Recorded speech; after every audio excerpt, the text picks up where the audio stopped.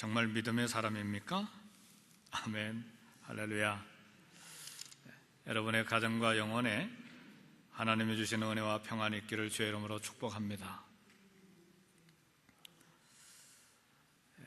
지혜자인 다윗의 아들 솔로몬이 전도서를 썼는데 그 전도서에서 말하기를 범사에 기한이 있고 천하 만사가 다 때가 있다 그랬습니다. 날 때가 있으면 죽을 때가 있습니다. 우리 다 죽음에 대해서는 나와는 관계가 없는 것으로 생각하는데 우리도 언젠가 남들은 다 집으로 내려가는데 공동묘지에 혼자 남아있을 때가 있습니다. 날 때가 있으면 죽을 때가 있죠. 심을 때가 있으면 또 심은 것을 뽑을 때가 있다, 그렇게 솔로몬은 또 이야기를 했습니다. 마찬가지로 이 세상도 시작이 될 때가 있었던 것처럼 반드시 이 세상이 끝날 때가 있습니다. 그것을 가리켜서 종말이라 그렇게 말합니다. 우리 이 미국이 이렇게 잘 사는데 무슨 종말이 있을까? 아닙니다. 이 우주도 시작된 날이 있었기 때문에 끝나는 날이 반드시 있는데 그것이 세상 종말입니다. 이 세상이 끝나는 종말에는 두 가지 형태의 종말이 있습니다. 하나는 우주적인 종말이고 하나는 개인적인 종말입니다. 우주적인 종말은 어떻게 오느냐 하면 우리 예수님이 다시 이 땅에 오셔서 온 세상을 심판하실 때 그때 세상의 끝이요 우주적인 종말이 됩니다. 개인적인 종말은 각자 다르지만 우리 개인적인 삶이, 우리 개인적인 생명호흡이 끝날 때 개인적인 종말이 옵니다. 우리가 알아야 될 것은 우주적인 종말을 만나든 개인적인 종말을 만나든 우리 삶의 끝에는 두 가지 길이 있습니다. 하나의 길은 천국으로 가는 길이고 또 다른 길은 지옥으로 가는 길입니다. 지옥을 부정하는 사람들도 있는데 어리석은 생각입니다. 우리 주님께서 직접 지옥과 천국에 대해서 분명하게 부자와 나사로의 이야기를 통해서 말씀하셨습니다. 그리고 이 개인적인 그리고 우주적인 종말을 만날 때 이처럼 사람이 가야 될 곳 천국 아니면 지옥인데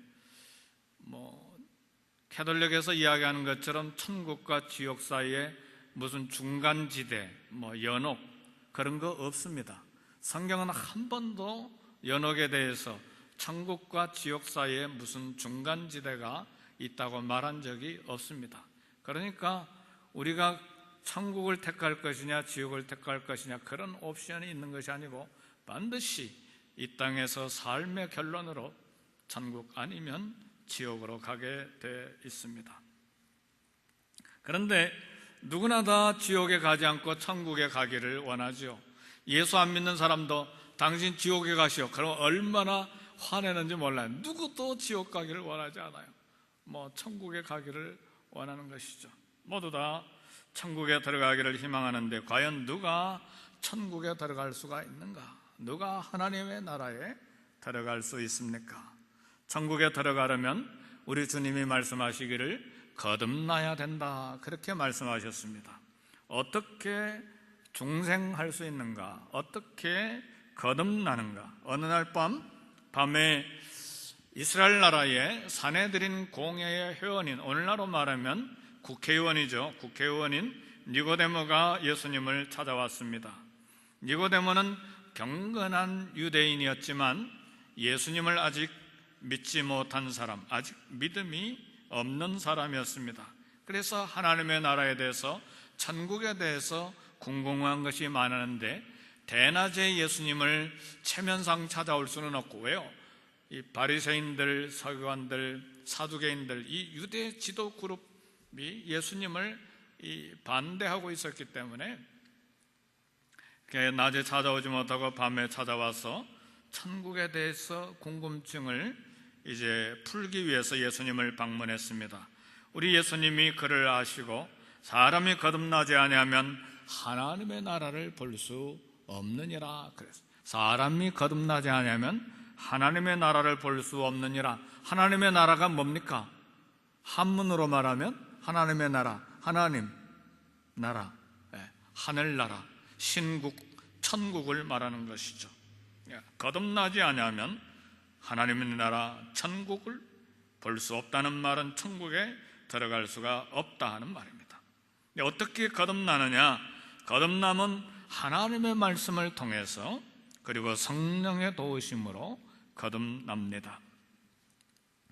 거듭났다는 말은 중생한다는 말인데, 다시 말하면 하나님의 자녀로 태어나는 변화를 말합니다. 하나님의 자녀로 다시 태어나는 것이 거듭나는 것입니다. 그래서 요한복음 1장 12절 13절의 말씀을 보면 거듭나는 이 과정, 변화에 대해서 이야기하는데, 영접하는 자, 곧 그 이름을 믿는 자들에게는 하나님의 자녀가 되는 권세를 주셨으니 그랬어요. 그러니까 거듭나는 것은 어떻게 거듭납니까? 영접하는, 예수님을 영접함으로, 예수님의 이름을 믿음으로 하나님의 자녀가 됨으로써 거듭나는 것입니다. 그래서 예수님의 이름을 믿음으로, 예수님을 영접함으로 거듭나는 것입니다. 어떻게 예수님을 믿습니까? 하나님의 말씀을 들음으로, 성령을 통해서 예수님을 믿고 그 이름을 믿음으로 영접함으로 하나님의 자녀로 거듭나는 것입니다. 오늘 본문에 바울이 에베소에 도착했을 때 12명의 사람들, 12명의 제자들을 만나는데, 가만히 대화해 보니까 뭘 믿기는 믿는데 구원받은 것 같지가 않아요. 뭔가 정확하게 믿는 사람들이 아닌 것을 발견했습니다.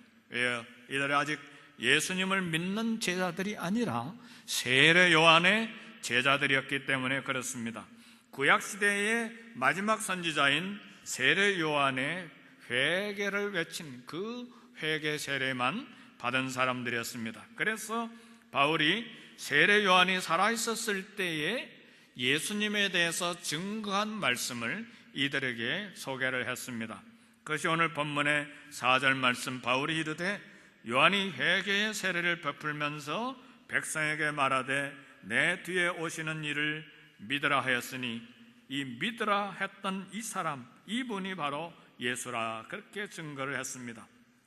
그러니까 이 세례 요한의 제자들이었던 이 바울이 만난 이 12사람들이 즉시로 예수님을 믿고 예수님의 이름으로 세례를 받았습니다. 그 결과 5절 7절 보니까 그들이 듣고 주 예수의 이름으로 세례를 받으니 바울이 그들에게 안수하며 성령이 그들에게 임하심으로 방언도 하고 예언도 하니 모두 12사람쯤 되니라 그랬습니다.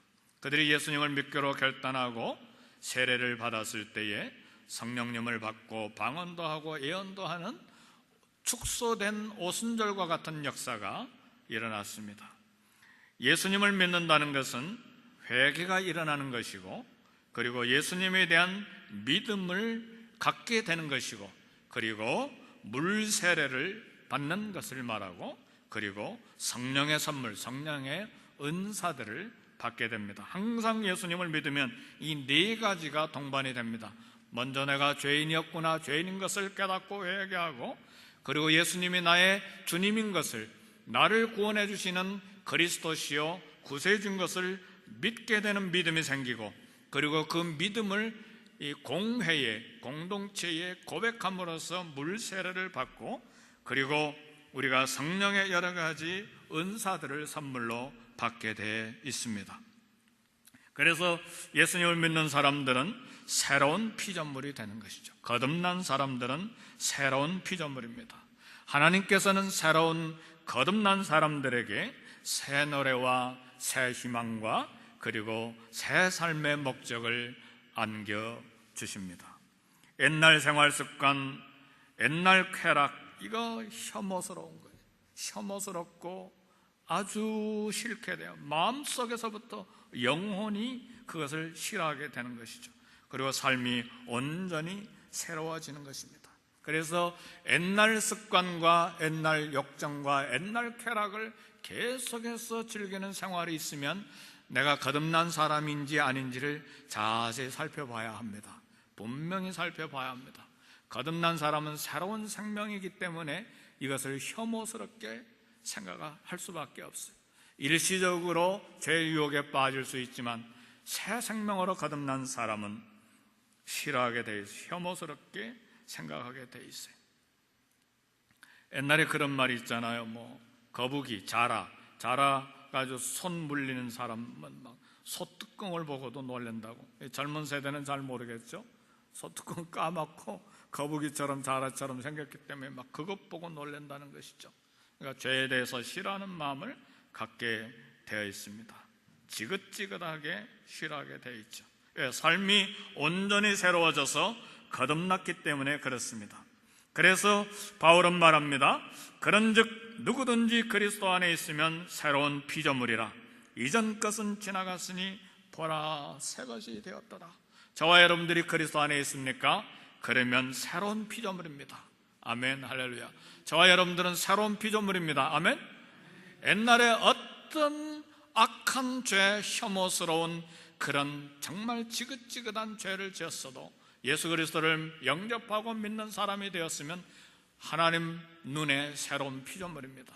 새로운 피조물이라. 이전 것은 지나갔으니 보라 새 것이 되었도다. 새 것입니다. 완전히 새 것이 되었어요. 새 사람이 된 걸 믿으시길 바랍니다.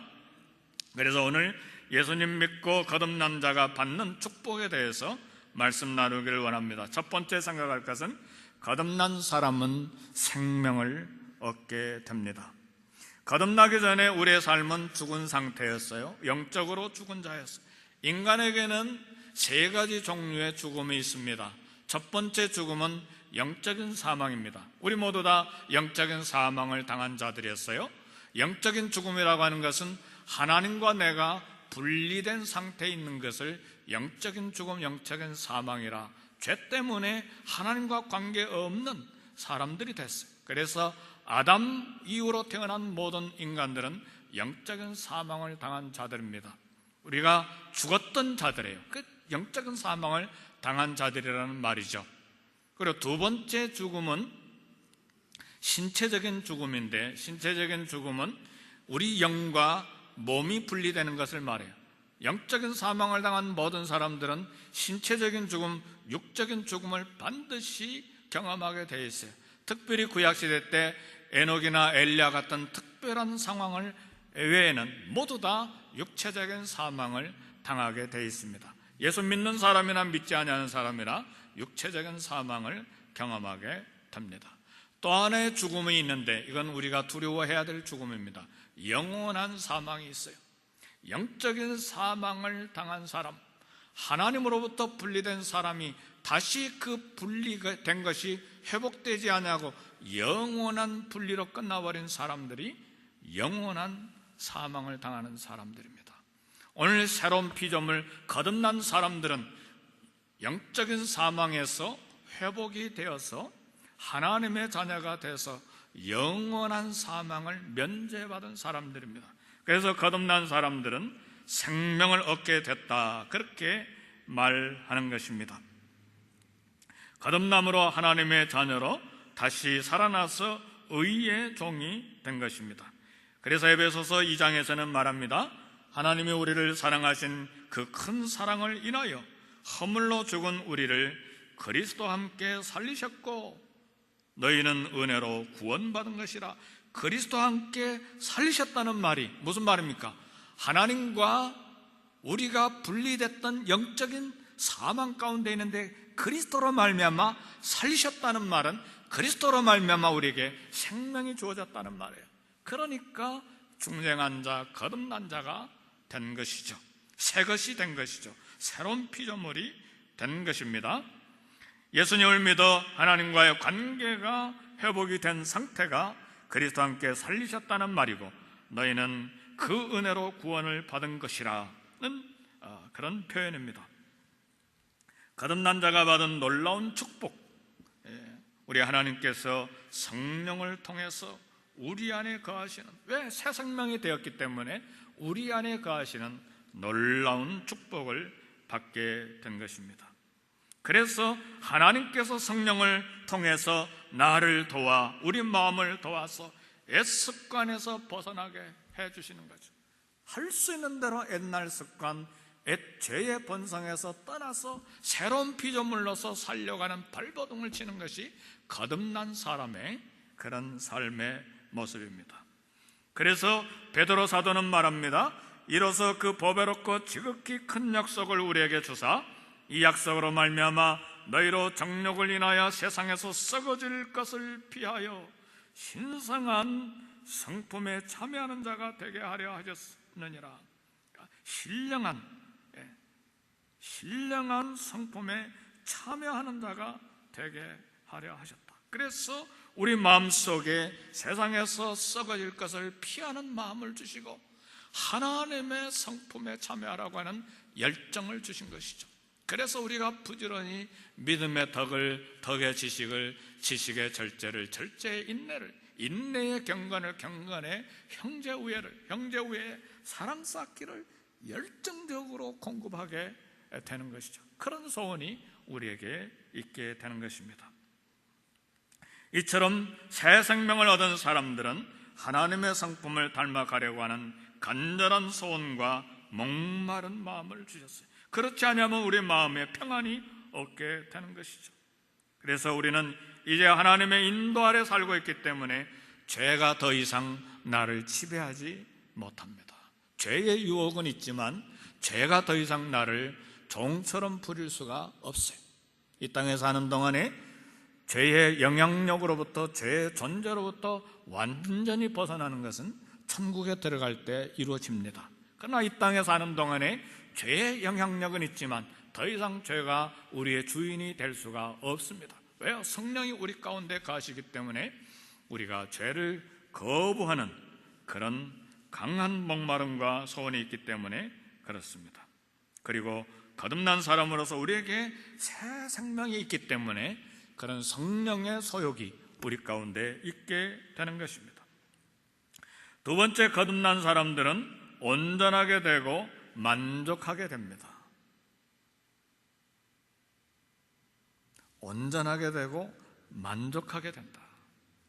성도 여러분, 예수님을 믿지 아니한 사람들은 자기 삶에 무엇이 결핍되어 있는지를 모릅니다. 도무지 몰라요. 쾌락과 명성과 재산으로 공허한 마음을 채워보려고 애를 쓰지만 채우지를 못해요. 그래서 광적인 행동을 하고 알코올 중독에 걸려보기도 하고 약물 중독에 막 탐닉하고 일주일 동안 내내 방 안에서 나오지 않냐고 약물 투여하면서 그 공허함을 채워보려고 몸부림치는데 그 허탈감은 여전합니다. 왜 연예인들이 자살합니까? 옷이 없어서 자살합니까? 먹을 것이 없어서 자살합니까? 집이 없어서 자살합니까? 돈이 없어서 자살합니까? 무엇 때문에 자살합니까? 현대인들의 자살은 이 채워지지 않는 정신적인 공허 때문에 자살하는 거예요. 결국 많은 사람들이 채워지지 않는 공허로 삶을 비관하고 자살을 시도하는 것이죠. 성도 여러분, 아프리카나 아시아의 가난한 사람들 자살률이 너무너무 낮은 수준이에요. 제가 자료를 살펴보니까요, 여기 중미에 있는 아이티하고 온두라스 몇 개 나라는 자살률이 0%예요. 제로. 자료를 보고 깜짝 놀랐어요. 제로. 그 동남아시아 가난한 나라들하고 아프리카 나라들은 200개 나라 중에서 자살률이 밑바닥에 있어요. 밑바닥에. 굶어 죽으면 죽었지 힘을 다해서 살려고 발버둥 치는 거예요. 얼마 전에 얼바인에서 탈북자 와서 간증하는데 그 이야기를 하더라고요. 우리는요, 살아남기 위해서 소똥 속에 있는 콩이라도 빼서 그걸 빼서 먹고라도 살려고 발버둥 칩니다. 탈북자가 그렇게 간증을 하더라고요. 소똥 속에 있는 콩 한 조각이라도 빼서 기어코 살려고 발버둥 친다는 거예요.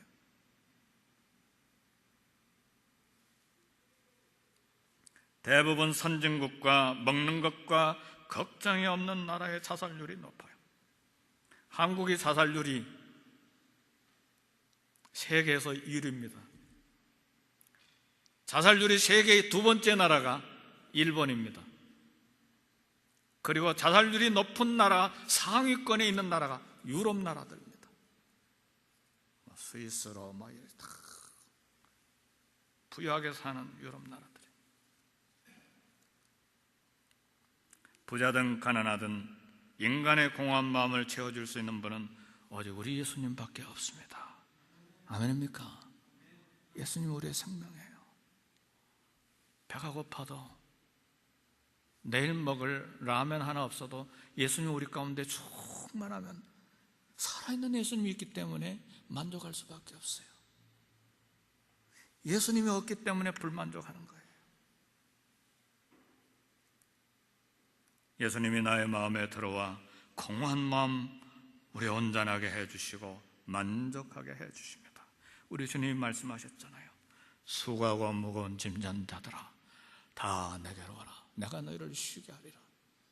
내가 너희들의 정신적인 그리고 영적인 모든 부분에 쉼을 주리라. 우리 예수님만이 우리 마음을 온전하게 하시고 쉼과 만족을 주시는 거예요. 내 마음에 만족이 없고 불만이 가득하고 이 세상을 비관적으로 본다면 내 예수님이 내 안에 살아계신지를 다시 봐야 돼요. 예수님을 진정 만나고 있는지, 구원받은 사람인 건 확실한데, 거듭난 것은 확실한데 이 만족함이 없는 경우에는 날마다 예수님과 친밀함이 없기 때문에 그래요. 우리 주님과 인티머시가 없기 때문에 그래요. 그래서 날마다 우리 주님을 만나는 일이 얼마나 생명처럼 중요한지 몰라요. 우리 주님이 말씀하셨습니다. 평안을 너희에게 끼치노니 곧 나의 평안을 너희에게 주노라. 내가 너희에게 주는 것은 세상이 주는 것과 같지 아니하니라. 너희는 마음에 근심하지도 말고 두려워하지도 말라. 하나님은 성령을 통해서 우리 마음에 그리고 우리 영에 건강함을 주시고 온전함을 주셔서 그리고 우리의 마음에 만족함을 주시는 것입니다. 거듭난 사람은 세 번째로 영생을 얻습니다. 우리 예수님께서 사마리아 성 수가성 여인에게 내가 주는 물을 마시는 자는 영원히 목마르지 아니하리니 나의 주는 물은 그 속에서 영생하도록 솟아나는 샘물이 되리라. 이미 구원받고 거듭난 분들은요, 이 말씀을 불신자들에게도 전도할 수 있는 말씀이지만 우리에게 적용이 돼야 돼요. 정말 예수님으로 말미암아 내가 목마르지 아니한 만족감이 있는가? 이 솟아나는 샘물은 고여있지 않고 계속 퐁퐁 솟아나는 흘러넘치는 샘을 말합니다. 수가성 여인은 누구를 말합니까? 오늘날 삶에 대한 목마름과 공허를 느끼는 모든 현대인들을 대표하는 여인 아닙니까? 단순히 남편에 대해서 만족이 없어서 다른 남편을 갈아 바꾼 그런 여인이 그런 실제 삶도 있었지만 오늘 우리가 적용해 볼 때 공허와 만족을 느끼지 못하는 현대인들의 이 공허한 마음, 갈증하는 마음, 목마른 마음을 대표하는 여인이죠. 우리 주님이 말씀하시기를 생명수와 떡이 되신다고 그랬어요. 예수께서 가라사대 내가 곧 생명의 떡이니 내게 오는 자는 결코 줄이지 아니할 터이요 나를 믿는 자는 영원히 목마르지 아니하리라. 정신적인 갈증과 영적인 목마름과 굶주림이 예수님 안에서 해결된다는 말입니다. 우리 주님을 매일 잘 만나시기를 제 이름으로 축복합니다. 예수님을 만나는 그곳에 만족함이 있어요. 우리가 행복했던 때가 언제인지 한번 생각해 보시죠. 우리 어카운트에 돈을 많이 넣어놨을 때가 행복했던가? 아니면 가난했지만 예수님을 진정으로 만났을 때 온 영혼이 찬송하고 기도하며 예배하며 즐거워했던가? 한번 그걸 추억해 보세요. 그리스도를 믿음으로 구원의 은혜를 받아 진정한 삶의 만족을 누립니다. 왜요? 예수님이 만나주시기 때문에 그렇습니다. 예수님이 진리를 깨닫게 해주시기 때문에 그렇습니다. 우리 예수님이 영생을 주셨기 때문에 그렇습니다. 그래서 거듭난 자는 앞으로 언젠가 영생을 받을 것이 아니고 지금 영생을 가지고 있습니다. 내가 하나님의 아들을 믿는 너에게 이것을 쓴 것은 너희로 하여금 너희에게 영생이 있음을 알게 하려 함이니라. 사도 요한이 편지를 썼을 때에 많은 믿는 사람들이 예수님을 믿고 있었는데 자기에게 영생이 있는지 없는지 모르고 있었어요. 그래서 이 사도 요한이 내가 하나님의 아들을 믿는 너희에게 이것을 쓴 것은 너희로 하여금 너희에게 영생이 있음을 알게 하려고 이 편지를 썼다. 하나님의 아들을 믿습니까? 우리에게 언젠가 영생이 주어지는 것이 아니고 이미 우리 안에 영생이 있습니다. 지금 가지고 있습니다. 영생을 가지고 있음을 확신하는 것은 죽은 뒤에 천국으로 가게 될 것인가 지옥으로 갈 것인가에 대해서 걱정할 필요가 없어요. 이미 영생을 가지고 있기 때문에. 아멘입니까? 죽은 뒤에 천국 갈 거냐 지옥 갈 거냐 그런 거 걱정할 필요 없어요. 예수님을 믿고 있는데도 지옥을 두려워하는 사람이 얼마나 많은지 몰라요. 예수님을 믿고 영생을 지금 가지고 있는데도 대환란에 대해서 666에 대해서 짐승의 표 이런 시한부적인 이 종말론에 휘둘려 가지고 미혹돼 가지고 천국에 못 갈까 봐 막 염려하는 사람들이 있어요. 그러면서도 내가 성경을 많이 알고 있다 그렇게 생각하거든요. 영생을 가지고 있는데 뭐가 무섭냐 그 말이에요. 이미 구원의 표가 우리에게 있는데 뭐가 문제가 있어요? 예수님의 피가 더 강합니까? 완전합니까? 아니면 짐승의 표가 강하고 완전합니까? 뭘 가지고 걱정하세요? 예수님이 영생을 주시기로 작정하시고 하나님의 자녀로 거듭나게 해주셨는데 짐승의 표 때문에 어느 날 내가 잘못했다고 너 구원 못 받아 지옥으로 보냅니까? 그런 하나님 말씀이 어디가 있어요? 그러니까 막 시한부적인 종말론에 휘둘려 가지고 막 이렇게 저렇게 막 우왕좌왕하는 그런 사람들이 얼마나 많아요. 그렇게 하지 마세요. 다 안돼하세요. 예수 그리스도의 피로 거듭난 사람은 이미 사망에서 생명으로 옮겨진 과거의 사건이 됐습니다. 아멘입니까? 왜 아멘이 이렇게 작아요? 내가 진실로 너에게 이르노니 내 말을 듣고 나 보내신 이를 믿는 자는 영생을 얻었고 심판에 이르지 아니하니 사망에서 생명으로 옮겼느니라. 아멘. 그러니까 예수 믿어도요 말씀을 외우고 있어야 되고 말씀을 확신하고 있어야 되고 말씀을 가르치고 있어야 돼요. 그래야 말씀이 늘 생각이 나서 담대해지는 거예요. 말씀을 까먹어버리면요 사단이 말할 때 금방 거기에 넘어가게 돼 있어요. 은혜와 믿음, 예수 그리스도의 피와 성령님이 확실한 영생의 보증입니다. 보세요. 바울이 로마서에서 뭐라고 했는가? 누가 우리를 그리스도의 사랑에서 끊으려 환난이나 공고나 박해나 기근이나 적신이나 위험이나 칼이라 내가 확신하니 사망이나 생명이나 천사들이나 권세자들이나 현재일이나 장래일이나 능력이나 높음이나 깊음이나 다른 어떤 피조물이라도 사단이라 할지라도 무슨 대환난 어떤 것이라 할지라도 어떤 피조물이라도 우리를 우리 주 예수 그리스도 안에 있는 하나님의 사랑에서 끊을 수 없으리라. 아멘. 거듭난 사람들이 받는 놀라운 영생에 대한 확신입니다. 거듭난 사람이 죄로부터 해방되고 생명책의 이름이 기록되어 있습니다. 거듭난 자는 예수님이 십자가에서 흘린 피로 죄로부터 해방된 사람들입니다. 피 흘림이 없은즉 사함이 없느니라. 이 말씀 때문에 예수님이 죄사함 위해서 나 대신 피 흘려서 죽으셨어요. 이 피가 나를 구원하신 것입니다. 그러므로 이제 그리스도 예수 안에 있는 자는 결코 정죄함이 없나니 이는 그리스도 예수 안에 있는 생명의 성령의 법이 죄와 사망의 법에서 너를 해방하였습니다. 해방했다는 말은 구원의 또 다른 표현입니다. 해방되었다는 말은 거듭났다는 또 다른 구원의 그림입니다. 내가 지은 죄로 내가 죽어야 되는데 주님이 내 대신 죽으신 것입니다. 대신 죽으셨기 때문에 그를 믿는 자는 죄와 죽음으로부터 해방되었다는 말입니다. 말씀을 마칩니다. 거듭난 자의 이름은, 잘 들으세요, 하나님 나라 생명책에 이름이 기록되어 있습니다. 아멘, 할렐루야. 이름이 기록됐어요. 하나님 나라 생명책에 이름이 기록된 자는 이름이 지워지지 않습니다. 예수 그리스도의 피가 보증하고 성령이 인을 쳤기 때문에. 아멘입니까? 아멘, 할렐루야. 사망에서 생명으로 옮겨질 때, 영생을 얻을 때, 죄 용서함을 받았을 때, 거듭남으로 하나님의 자녀가 되었을 때, 예수 그리스도를 믿는 사람들, 그리스도인의 이름은 자동적으로 하나님 나라 이름, 하나님 나라 생명책의 이름이 등록이 되는 거예요. 지워지지 않아요. 영원히 지워지지 않아요.